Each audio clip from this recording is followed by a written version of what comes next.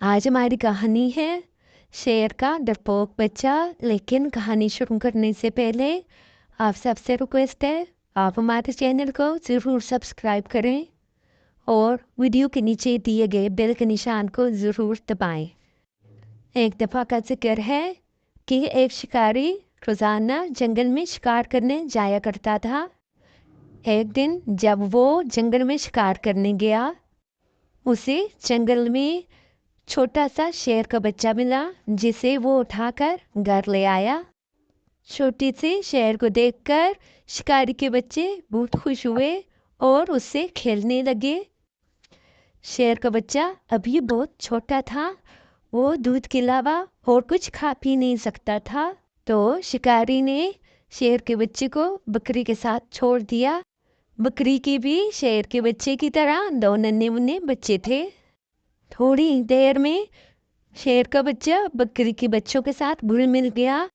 شیر کا بچہ بھی بکری کے بچوں کے ساتھ بکری کا دودھ پیتا اور ان سے کھیلتا اور انہی کے ساتھ رہنے لگا۔ ایسے ہی وقت گزرتا رہا اور شیر کا بچہ بڑا ہو کر شیر بن گیا۔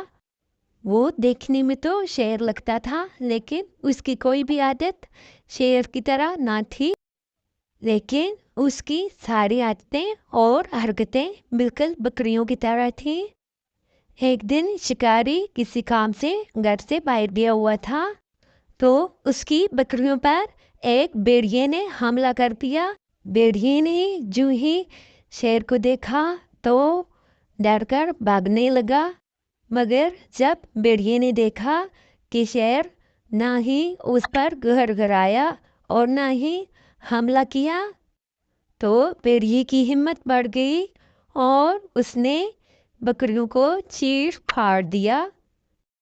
جب شکاری واپس آیا، اس نے دیکھا کہ شیر کے ہوتے ہوئے بھیڑیا بکریوں کو چیر پھاڑ کے کھا گیا ہے، تو شکاری کو بہت صدمہ ہوا، کیونکہ اس نے تو سوچا تھا کہ شیر کے ہوتے ہوئے بکریوں کو کوئی بھی جنگل کا جانور نقصان نہیں پہنچا سکتا، لیکن بکریوں کے ساتھ رہتے ہوئے شیر کی ساری صلاحیتیں ختم ہو چکی تھی۔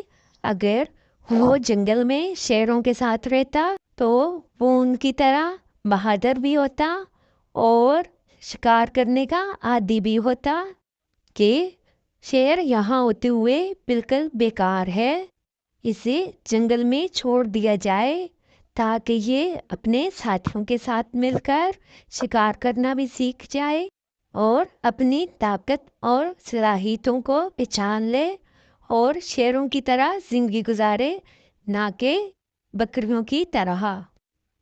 تو شکاری شیر کو جنگل میں چھوڑ آیا اور روتے ہوئے گھر واپس آ گیا، کیونکہ اس نے شیر کو اپنے بچوں کی طرح پالا تھا۔ اس کہانی سے ہمیں سبق ملتا ہے کہ انسان ہو یا جانور، جس کی جیسی تربیت ہوگی وہ ویسا ہی ہوگا۔